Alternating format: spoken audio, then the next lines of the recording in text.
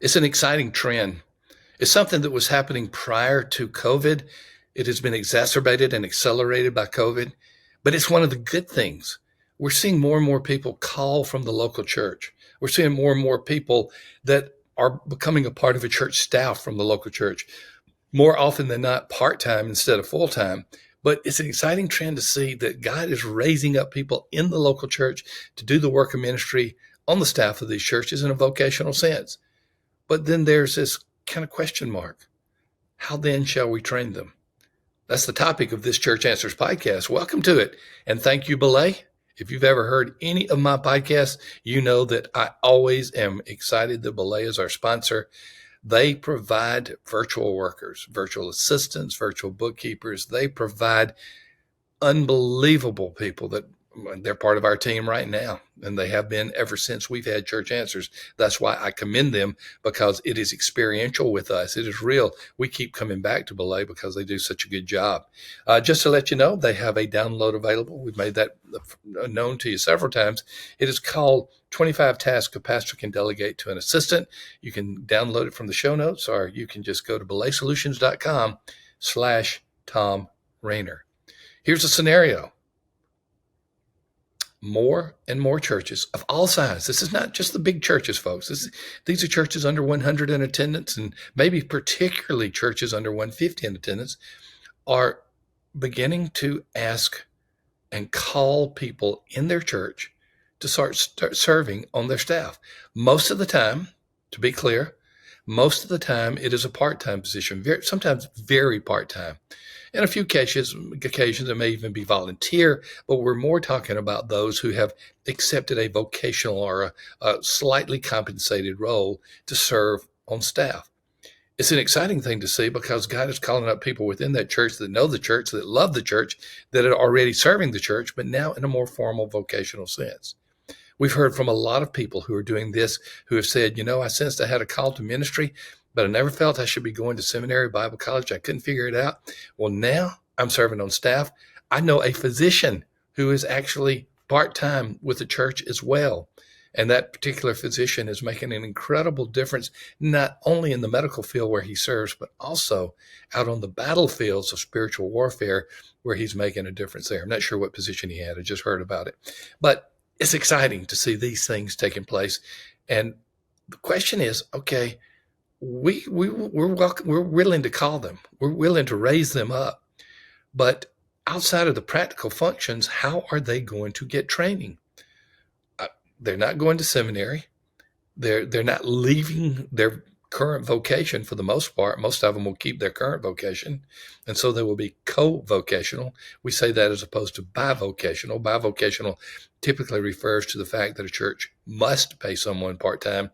Co-vocational means it is a deliberate choice because they want to do this from both parties, from the part of the minister and the part of the church.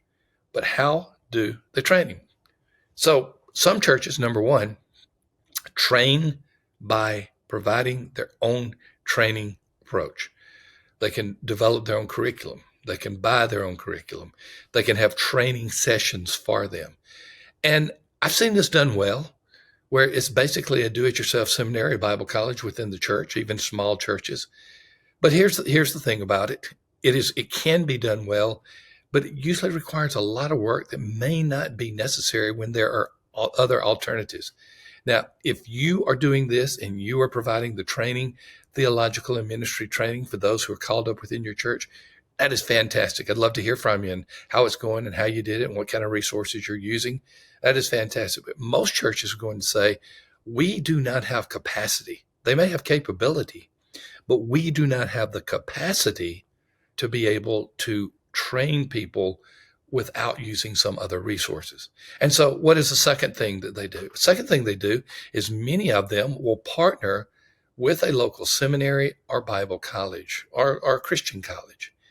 And when that happens, the college, the seminary has an arrangement where they will allow people from that church to take so many, usually internet-based courses or digital-based courses.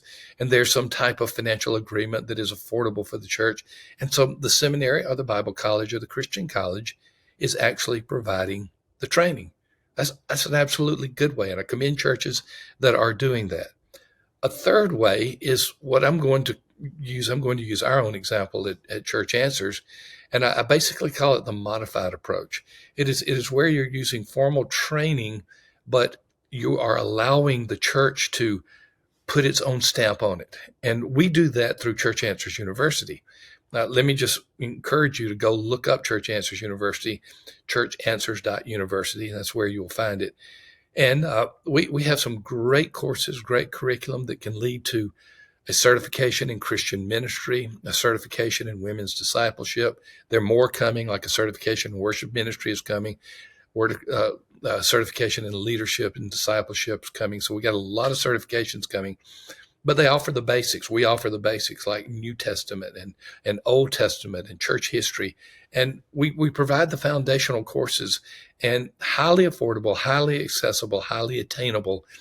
And it is something that can provide your church members who have been called to ministry to begin to have a deeper ministry training.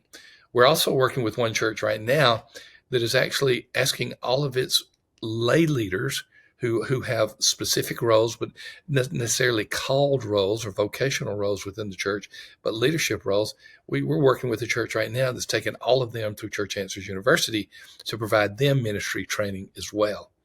It's an exciting trend, the trend that is ever so present, that more and more people are being called from within the church instead of hiring them from outside the church.